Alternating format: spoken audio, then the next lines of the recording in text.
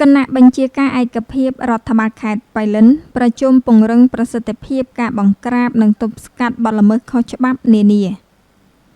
នៅសាលាខេត្តព្រឹកថ្ងៃទី21ខែឧសភាឆ្នាំ2025លោកជំទាវបណ្ឌិតបានស្រីមុំអភិបាលនៃគណៈអភិបាលខេត្តប៉ៃលិននិងជាប្រធានគណៈបញ្ជាការឯកភាពខេត្តបានអញ្ជើញដឹកនាំកិច្ចប្រជុំគណៈបញ្ជាការឯកភាពខេត្តនិងពិនិត្យលើវឌ្ឍនភាពការងារអង្គភាពជួរមុខនៅតាមបន្ទាត់ព្រំដែនកម្ពុជាថៃក្នុងភូមិសាស្ត្រខេត្តប៉ៃលិនដើម្បីពង្រឹងប្រសិទ្ធភាពការងារក្នុងការបង្ក្រាបនិងទប់ស្កាត់បទល្មើសខុសច្បាប់នានាការថែរក្សាសន្តិសុខសណ្ដាប់ធ្នាប់សាធារណៈនិងការអនុវត្តគោលនយោបាយភូមិឃុំមានសុវត្ថិភាពជូនប្រជាពលរដ្ឋប្រកបដោយការទទួលខុសត្រូវខ្ពស់លោកជំទាវបណ្ឌិតបានស្រីមុំប្រធានគណៈបញ្ជាការឯកភាពខេត្តបានមានប្រសាសន៍ជំរុញ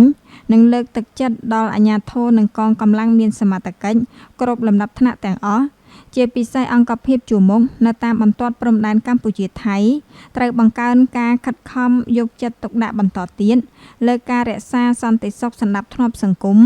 និងពង្រឹងការអនុវត្តគោលនយោបាយភូមិឃុំមានសុវត្ថិភាពនៅតាមក្រុងស្រុកឃុំសង្កាត់ហើយត្រូវមានការប្រុងប្រយ័ត្នខ្ពស់និងត្រៀមជានិច្ចដើម្បីបង្ការនិងទប់ស្កាត់នៅរាល់ករណីបទល្មើសឆ្លងដែននានា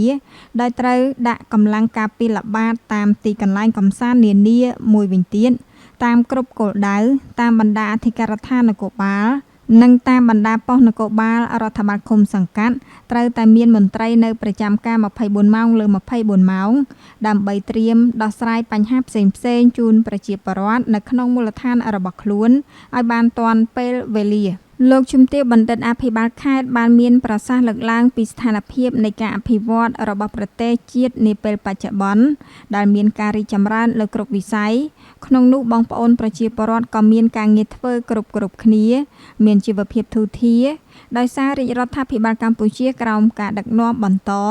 របស់សម្ដេចធិបតីហ៊ុនម៉ាណែតនាយករដ្ឋមន្ត្រី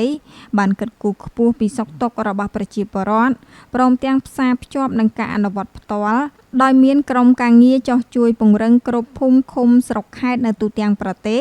ហើយទាំងអស់នេះมันអាចប្រកែកបានឡើយគឺកើតចេញពីគោលនយោបាយឈ្នះឈ្នះ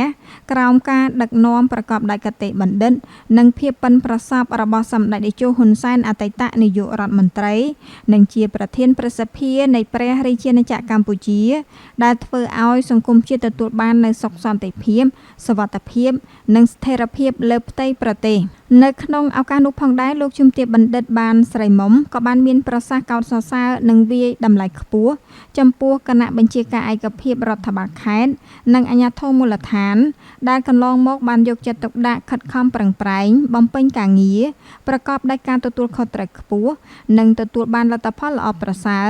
ជាពិសេសការបង្កើនប្រសិទ្ធភាពការងារក្នុងការផ្តល់សេវាសាធារណៈជូនដល់ប្រជាពលរដ្ឋប្រកបដោយសមធម៌យុត្តិធម៌តម្លាភាពនិងដោះស្រាយបញ្ហាដែលកើតមានឡើងក៏ដូចជាសំណូមពរនានារបស់ប្រជាជន